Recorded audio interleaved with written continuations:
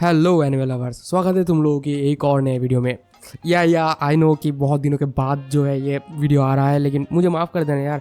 मैंने तो तुम लोगों को पहले ही बता था कि मेरा जो एग्ज़ाम है वो चल रहा है अभी, तो मैं कुछ दिनों के बाद तुम लोगों को वीडियो डिलीवर कर पाऊँगा। तो अभी जो मेरा एग्ज़ाम है वो ख़त्म हो चुका है फाइनली, और अभी मैं बैठ चुका हूँ इस वीडियो को बनाने के लिए। तो आज की वीडियो में मैं जिस एनिमे को एक्सप्लेन करने वाला हूँ उसे देखने के बाद आप लोग अपनी आंखों की पानी को कंट्रोल नहीं कर पाओगे, बह जाएगा यार तुम्हारी आंखों की पानी। लेकिन एक्सप्लेनेशन स्टार्ट करने से पहले मैं आप लोगों से एक बात कहना चाहता हूँ। दरअसल बात कुछ ऐसी है कि ये देखो, ये मेरा ऐप है, मतलब इस ऐप को मैंने खुद डेवलप किया है। ये बेसिकली एक वॉलपेपर ऐप है जहाँ पर आप लोग बहुत सारे एनिमे टाइप के वॉलपेपर के साथ साथ बहुत सारे अलग अलग कैटेगरीज की वॉलपेपर भी डाउनलोड करके इस्तेमाल कर सकते हो, या फिर डायरेक्टली यहाँ से भी अपने वॉलपेपर को लगा सकते हो। और आई नो कि तुम लोगों को एनिमे कितना ज़्यादा पसंद है, इसीलिए ही मैंने इस ऐप को डेवलप किया है। इस ऐप में धीरे धीरे करके बहुत सारे खूबसूरत एनिमे वाले वॉलपेपर आने वाले हैं जो मैं मिड जर्नी से बनाने वाला हूँ। वैसे तो मिड जर्नी एक पेड सॉफ्टवेयर है, लेकिन मैं आप लोगों को ये फ्री में प्रोवाइड करने वाला हूँ ये वॉलपेपर्स वगैरह।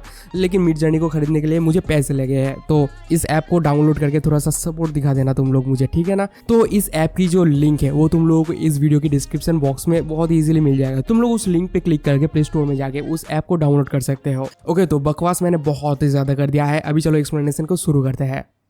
एनिमे की शुरुआत में हमें एक रेड थीम के अंदर एक लड़की को दिखाया जाता है, और वो खड़े होकर एक और लड़की को देख रहा था जो बहुत ही ज़्यादा कमज़ोर तरीके से एक पिलर के पास बैठा हुआ था। वो देखता है कि इस लड़के की हालत बहुत ही ज़्यादा ख़राब है, ये बिल्कुल अधमरा हो चुका है और इसकी कपड़े भी बहुत ही ज़्यादा फट चुके हैं। अब लाइटिंग ठीक हो जाता है और हम देखते हैं कि वो लड़का, मतलब वो अधमरा लड़का एक स्टेशन में बैठा हुआ है, और वो लड़का जो इसे देख रहा था वो और कोई नहीं बल्कि इसी अधमरे लड़के की सोल थी जो अपने आप को ही दूर से देख रहा था। इस स्टेशन में बहुत सारे लोग आ जा रहे थे, लेकिन कोई भी बंदा इस लड़के की तरफ घूमकर भी नहीं देखता। सभी लोग जितना हो सकता था उतना ज़्यादा अवॉइड करने की कोशिश कर रहा था इसे। लेकिन इसी बीच एक औरत उसे थोड़ा सा खाने के लिए देकर जाती है, लेकिन इस लड़के के अंदर इतना भी शक्ति नहीं था कि वो उस खाने को लेकर खा पाए, और बहुत ही ज़्यादा कमज़ोरी की वजह से वो वहीं पर गिर जाता है। उसकी बॉडी में हिलने की भी शक्ति नहीं थी, लेकिन उसकी मुंह से बार बार सिर्फ एक ही नाम निकल रहा था जो कि है सेत्सुको।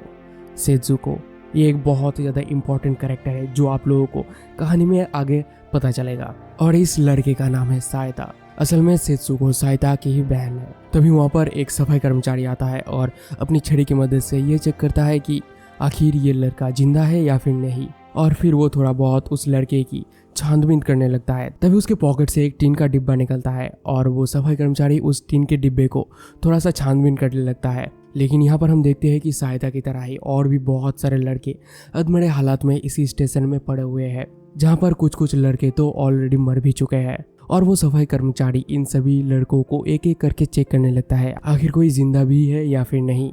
अब वो सफाई कर्मचारी उस टीन के डिब्बे को लेकर बाहर फेंक देता है, और वो टीन का डिब्बा बाहर गिरते ही उसके अंदर से थोड़े बहुत हड्डी के टुकड़े निकल आते हैं, और ये हड्डी के टुकड़े सेत्सुको की है। और वो हड्डी के टुकड़े निकलते ही वहाँ पर सेत्सुको की सोल मौजूद हो जाती है, और वो अपने भाई को इस अधमरे हालत में देखकर उसके पास जाने लगती है। लेकिन तभी सहायता की सोल आकर सेत्सुको को पीछे से रोक लेती है, और वो उसे अपनी साथ लेकर चलने लगता है, और वो लोग जाकर एक ट्रेन में बैठ जाते हैं। और ये ट्रेन बेसिकली एक घोस्ट ट्रेन है जिसमें घोस्ट वगैरह ट्रैवल करते हैं। अब सीन उस टाइम में शिफ्ट होता है जहाँ पर पूरी दुनिया में वर्ल्ड वॉर 2 चल रहा था, और जापान की चारों तरफ सिर्फ बॉम्बिंग ही बॉम्बिंग हो रही थी। और इस बॉम्बिंग से अपने आप को बचाने के लिए सभी लोग इधर उधर दौड़ रहे होते हैं। सभी लोग शेल्टर्स वगैरह में छुपने के लिए कोशिश कर रहे होते हैं। इसी बीच हमें सहायता की फैमिली को दिखाया जाता है, जहाँ पर सहायता अपनी घर की बैकयार्ड में जमीन खोदकर थोड़ा बहुत खाने की इंपॉर्टेंट चीजें वगैरह छुपा रहा होता है। और ये सब कुछ छुपाते छुपाते वहाँ पर उसकी मॉम और उसकी बहन सेत्सुको पहुंच जाती है, और वो लोग आपस में बात करने लगते हैं, जहाँ पर उसकी मॉम बोलती है कि तुम जितना जल्दी हो सके तुम उस शेल्टर में पहुंच जाना। तो सहायता बोलता है कि मॉम अब बिल्कुल भी चिंता मत कीजिए, मैं जल्दी से जल्दी उस शेल्टर में पहुंच जाऊंगा। और वो पूछता है कि मॉम क्या आपने सारे के सारे मेडिसिन ले चुके हैं? तो उसका मॉम बोलता है कि हाँ मैं ले चुका हूँ।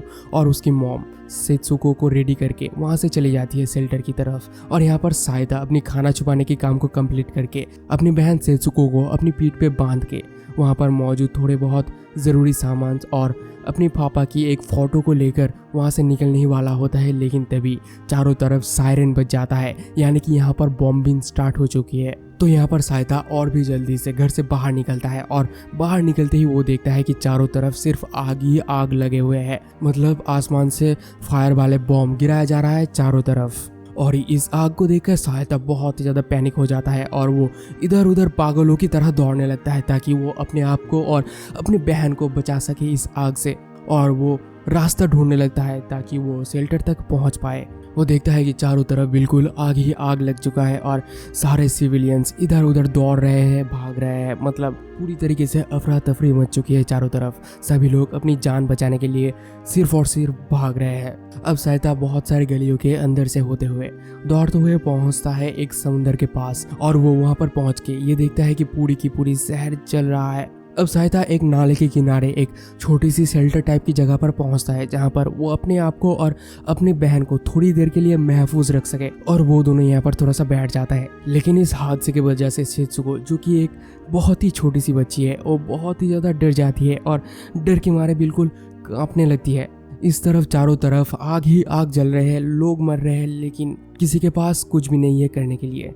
इस तरफ शित्सुको अपने भाई से ये पूछता है कि मम्मा कहाँ है। सायता बोलता है मम्मा शेल्टर में होगा और वो बिल्कुल सही सलामत होगा, क्योंकि बंकर जो है वो 250 किलो की बॉम्ब को बहुत ही इजीली झेल सकता है।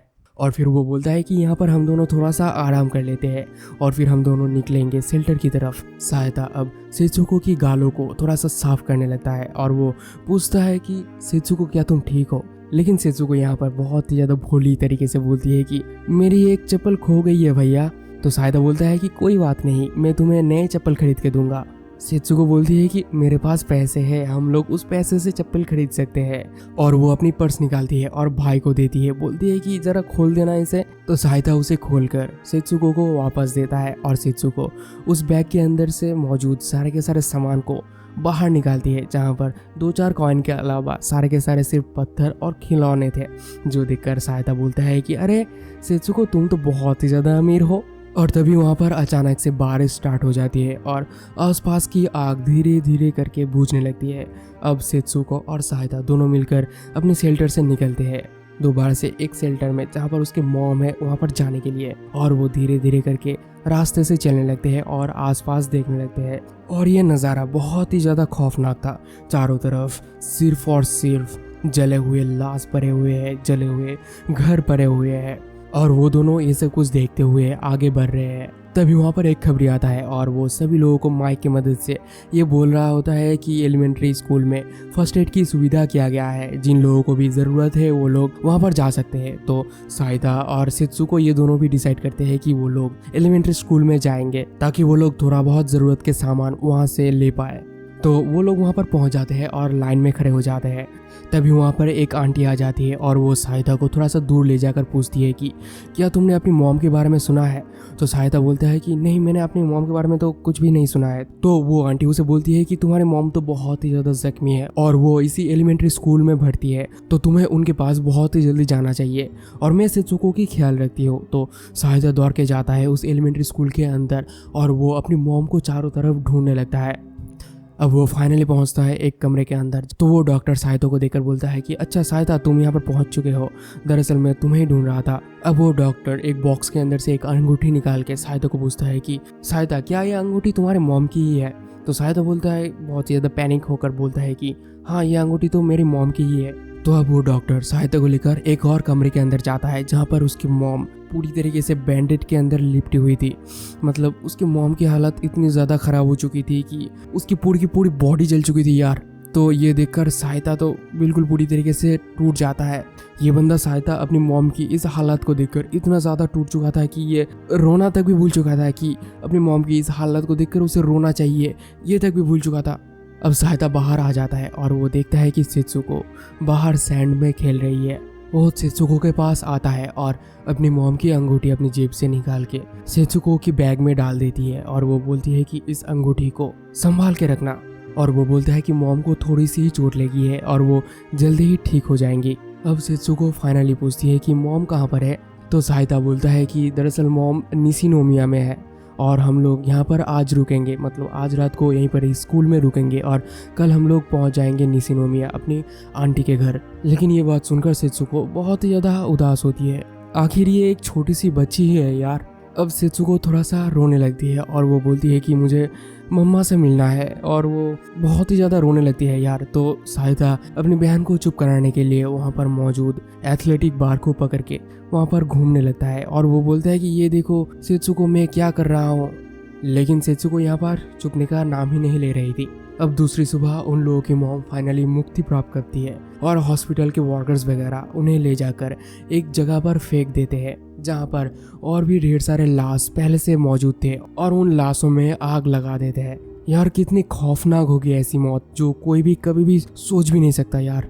अब साहिदा फाइनली ट्रेन में बैठ के अपनी आंट के घर की तरफ रवाना होता है जहाँ पर वो लोग रहने वाले हैं। अब फाइनली वो पहुँचता है अपनी आंट के घर में जहाँ पर वो अपने साथ एक बक्से को लेकर आया था और वो उस बक्से को थोड़ा सा पेड़ के अंदर छुपा देता है ताकि उसकी बहन को ये शक ना हो कि उसकी मॉम मर चुकी है। और वो गेट खुल के घर के अंदर चला जाता है। तभी घर के अंदर से दौड़ते हुए सेत्सुको बाहर आती है मम्मा मम्मा करते हुए, और वो आकर देखती है कि सिर्फ और सिर्फ साहिदा वहाँ पर मौजूद है। तो वो पूछती है कि मम्मा कहाँ पर है, क्या वो अभी भी बीमार है। तो साहिदा यहाँ पर झूठ बोलता है और वो बोलता है कि हाँ मॉम अभी भी थोड़ा सा बीमार है।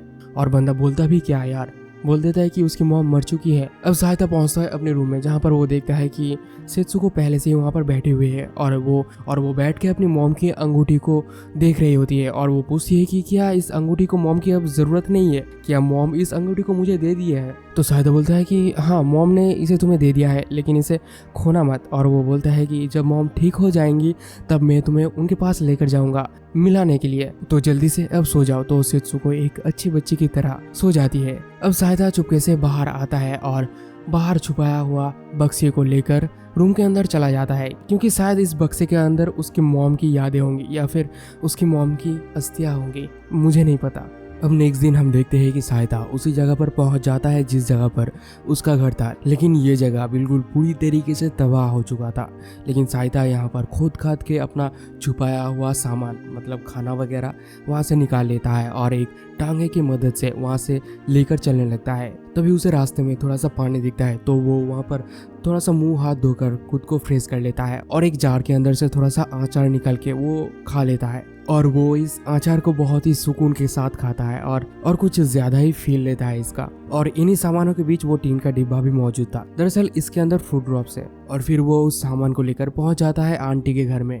तो आंटी इन सब सामानों को देखकर बोलता है कि आज के टाइम में तो ये सब सामान मिलना बहुत ही ज़्यादा मुश्किल बात है, और वो इन सामानों को देखकर बहुत ही ज़्यादा खुश होती है। लेकिन इस आंटी की असली रूप हम लोगों को धीरे धीरे करके कहानी में आगे पता चलेगा। अब आंटी साहिदा से पूछता है कि तुम्हारा मॉम का हालत अभी कैसा है, क्या वो अभी ठीक हो चुकी है। तो साहिदा बोलता है कि वो बहुत दिनों पहले ही मर चुकी थी। तो आंटी बोलती है तो तब तुमने उस दिन हमें झूठ क्यों बोला, मैं नहीं चाहता था कि सेत्सुको को अपनी मॉम की मौत के बारे में पता चले। तो ये बात सुनकर आंटी भी थोड़ा सा उदास होती है और वो बोलती है कि अपने पापा को खत लिख के बता देना इन सब चीज़ों के बारे में। तभी सेत्सुको खेलते कूदते हुए वहाँ पर आ जाती है और वो भैया के पास आकर बोलती है कि भैया देखो, इन्होंने मुझे नए जूते खरीद के दिए हैं। अब यहाँ पर सीन कट हो जाता है और हमें रात के सीन को दिखाया जाता है, जहाँ पर हम देखते हैं कि वो दोनों बहुत ही ज़्यादा मज़े लेकर एक साथ नहा रहे थे और नहाना ख़त्म होने के बाद वो दोनों बाहर निकलते हैं थोड़ा सा टहलने के लिए। तभी वहाँ पर सेत्सुको थोड़े बहुत जुगनुओं को देखती है और वो दोनों यहाँ पर जुगनुओं को थोड़ा सा पकड़ने लगते हैं। और फिर वो दोनों जुगनुओं को देखते हुए इधर उधर टहलने के लिए निकल जाते हैं और चलते चलते वो लोग एक ऐसी जगह पर पहुंचते हैं जहां पर लाखों के तादाद में जुगनुआ मौजूद थे, जो देखकर वो लोग तो बहुत ही ज़्यादा हैरान होते हैं, मतलब खुश होते हैं यार वो लोग। तभी साहिदा सेत्सुको को बोलता है कि जरा अपनी आँख बंद करो और मुंह खोलो।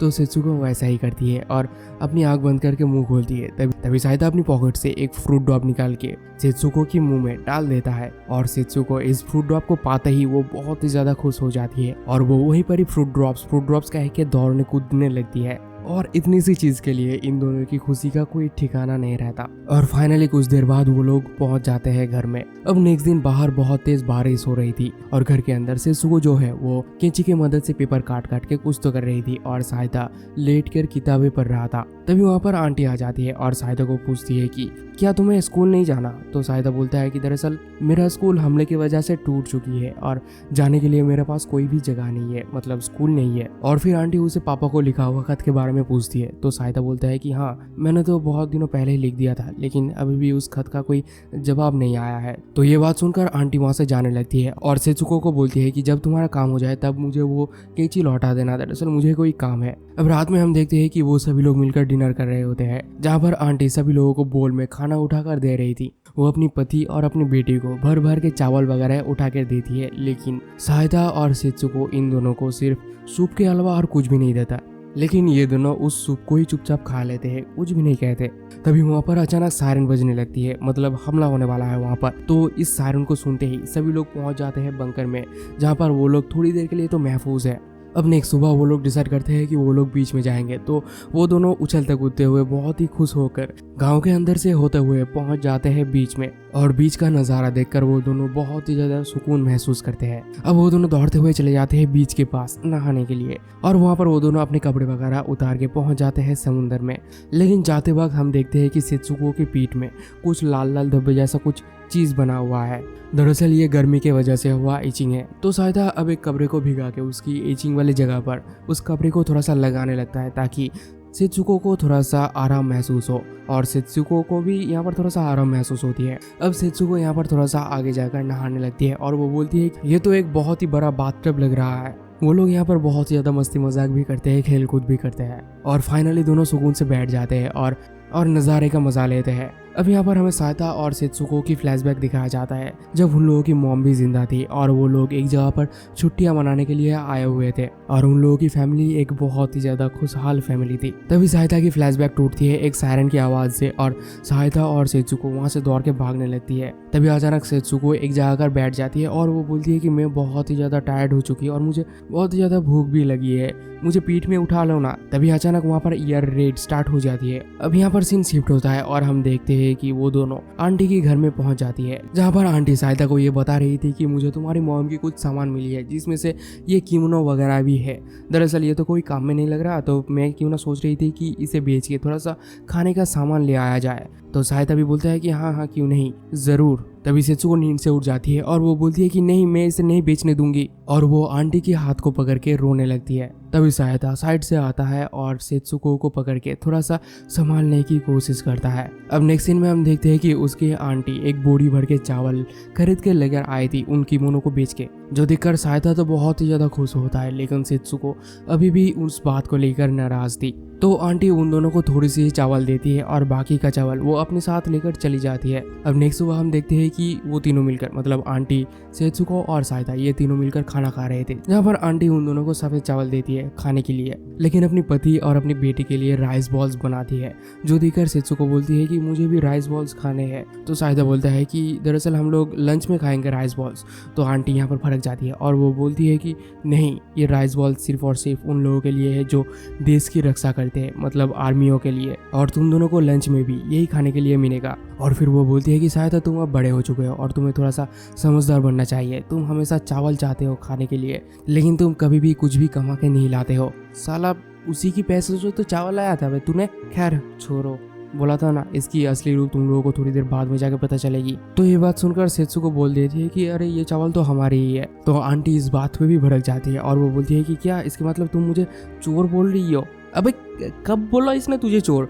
तो खैर छोड़ो। तो ये बात सुनकर उसकी आंटी ये बोलती है कि अच्छा तो ठीक है, आज से तुम दोनों अपना खाना खुद बना लेना, हमारे साथ खाने की कोई भी ज़रूरत नहीं है। ये बात सुनने के बाद वो दोनों मासूम बच्चे करते भी क्या, वो दोनों नेक्स्ट दिन पहुंच जाते हैं बैंक में अपनी मॉम की अकाउंट में कितना पैसा है ये जानने के लिए। तो वहाँ पर जाके सहायता को ये पता चलता है कि उसकी मॉम के अकाउंट में 7,000 येन रखा हुआ है। तो वो वहाँ से थोड़ा सा पैसा निकाल के खाना वगैरह बनाने की सामान खरीद लेता है। अब वो दोनों फाइनली सारा का सारा सामान लेकर चले जाते हैं आंटी की घर की तरफ और रात का खाना वो दोनों खुद ही बनाने लगते हैं और सहायता और सेत्सुको दोनों एक साथ डिनर करते हैं और वो दोनों अपना बनाया हुआ खाना सुकून से खाते हैं। अब नेक्स्ट दिन वो दोनों थोड़ा सा चावल लेकर अपनी आंटी के घर की तरफ जा रहे थे, लेकिन रास्ते में ही सेत्सुको जो है वो बहुत ही ज़्यादा जिद करने लगती है फ्रूट ड्रॉप्स खाने के लिए। लेकिन फ्रूट ड्रॉप्स बिल्कुल पूरी तरीके से ख़त्म हो चुकी थी। तो यहाँ पर ये देखकर सेत्सुको और भी ज़ोर ज़ोर से रोने लगती है। लेकिन सायता यहाँ पर उस फ्रूट ड्रॉप की डिब्बी को थोड़ा बहुत हिला के उसके अंदर से 2-3 फ्रूट ड्रॉप्स निकालता है और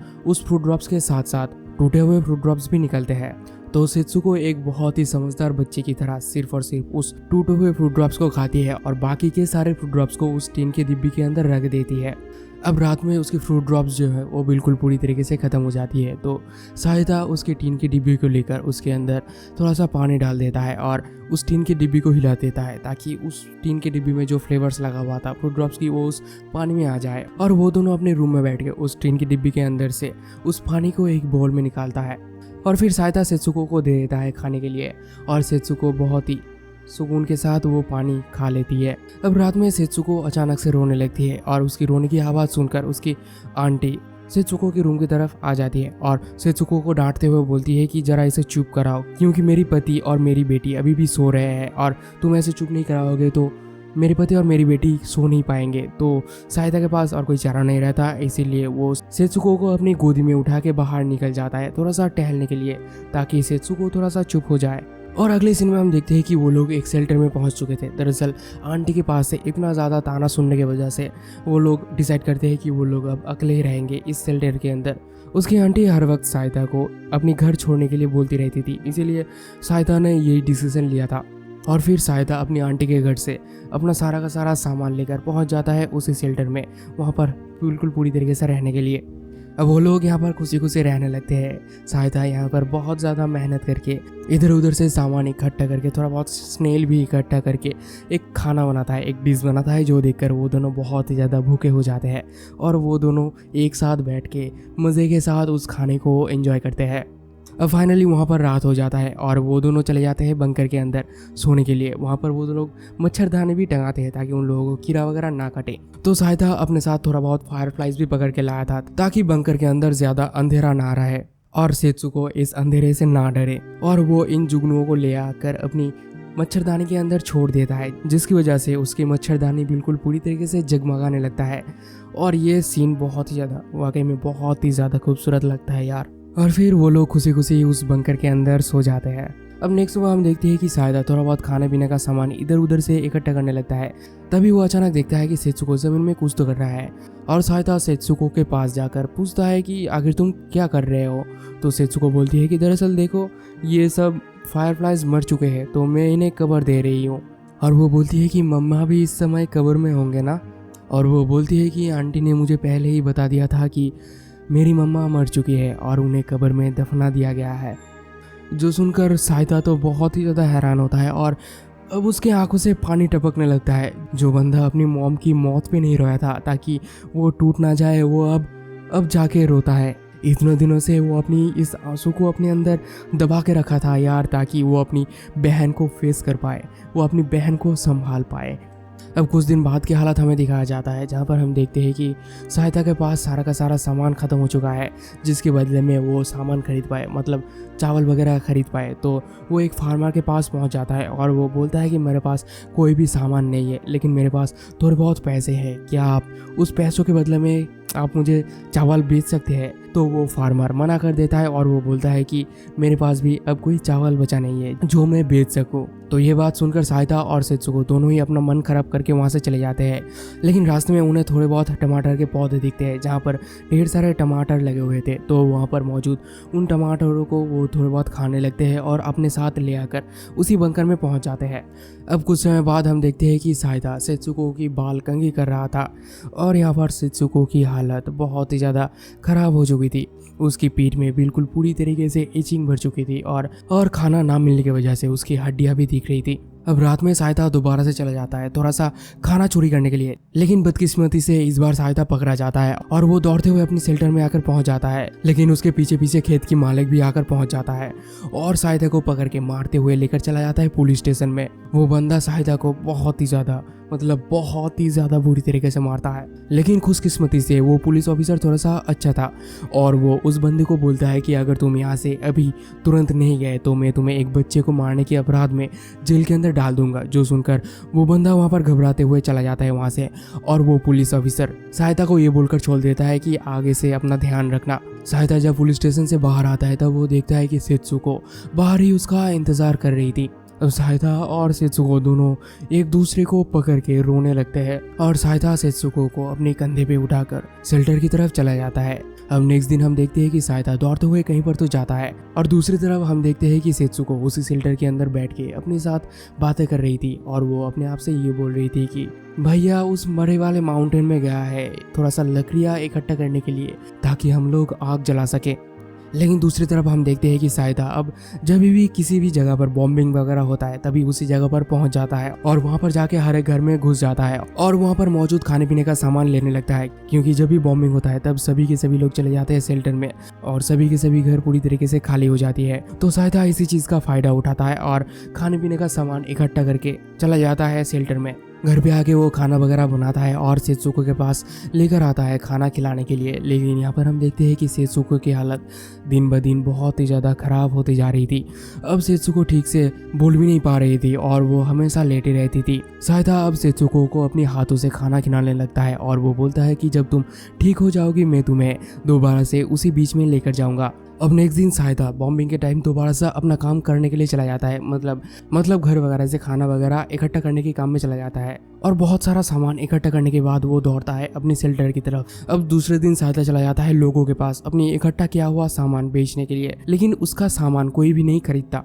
तो अब वो जब अपनी मुंह लटकाते हुए घर की तरफ आ रहा होता है तब वो देखता है कि सेत्सुको की डॉल रास्ते में एक जगह पर पड़ी हुई है। तो वो दौड़ के जाकर उस डॉल को उठाता है, और वो सोचता है कि सेत्सुको आखिर गया कहाँ होगा, और वो सेत्सुको कह के चीखता है और इधर उधर ढूंढने लगता है।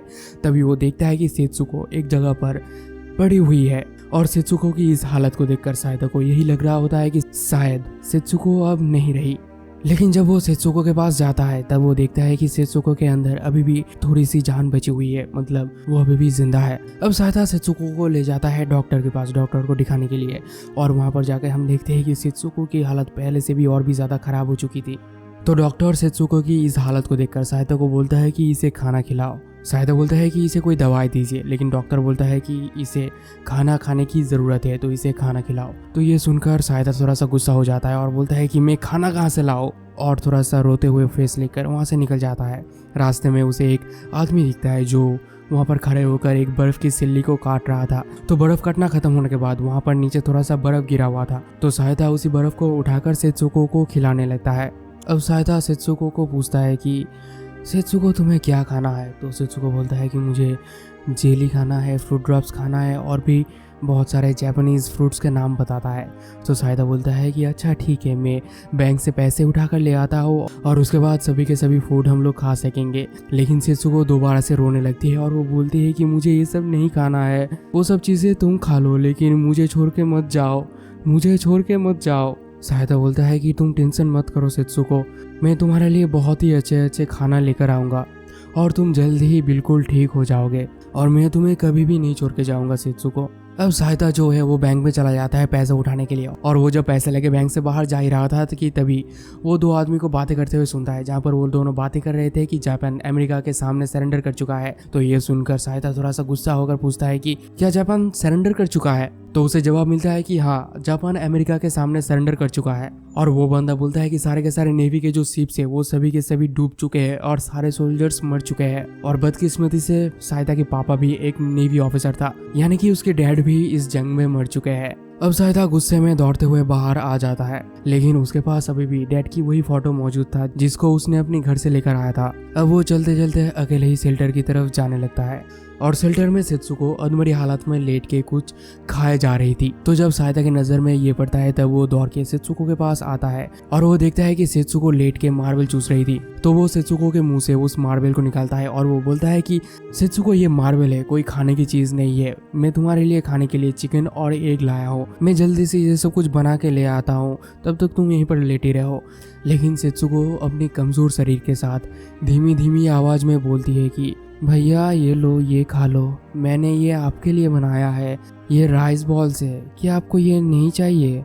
तो उसकी ये सब बातें सुनकर और सेत्सुको की हालत देखकर सहायता का रोना आ जाता है यार। और फिर साइदा अपने बैग से एक तरबूज निकालता है और एक बाइट निकाल के सेत्सुको की मुंह पे देता है। तो सेत्सुको धीरे धीरे बोलती है कि ये अच्छा है। और फिर साइदा सेत्सुको को वहीं पर लेटाकर बाहर चला जाता है खाना बनाने के लिए। और तभी ये होता है। सेत्सुको उसके बाद कभी नहीं उठी। सेत्सुको के जाने के बाद साइदा बिल्कुल पूरी तरीके से टूट जाता है। उसकी मॉम भी जा चुकी है, उसकी डैड भी जा चुकी है। अब उसकी जीने की बस एक आखिरी उम्मीद जो थी सेत्सुको, वो भी अब जा चुका है। साइदा इतना ज़्यादा टूट चुका है कि वो अपनी खाना वगैरह को बाहर ही फेंक के आकर लेट जाता है सेत्सुको के पास। अब साइदा अपनी बहन की अंतिम संस्कार करने के लिए एक आदमी के पास से थोड़ा सा कोयला लेकर जाता है। और फिर हमें अगले सीन में एबेंडेंट पड़ा हुआ उस शेल्टर को दिखाया जाता है जहाँ पर साइदा और सेत्सुको की बहुत सारे यादें जुड़ी हुई थी।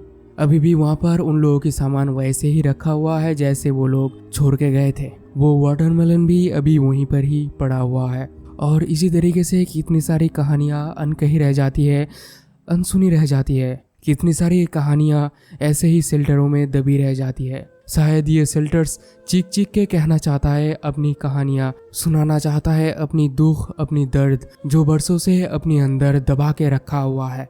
अब फाइनली साइदा सेत्सुको की अंतिम संस्कार करता है। अगली सुबह मैंने सेत्सुको की अस्थियों को फ्रूट ड्रॉप के डब्बे में भरा और पहाड़ी से नीचे उतर आया और फिर कभी भी उस जगह पर वापस नहीं गया। उन दोनों की सोल शांति से अब एक अलग दुनिया में रह सकते हैं, जी सकते हैं। और इसी सैड मोमेंट के साथ ये कहानी यहीं पर ख़त्म होती है। तो आप लोगों को ये वाला एनिमे कैसा लगा मुझे कमेंट में ज़रूर बताना।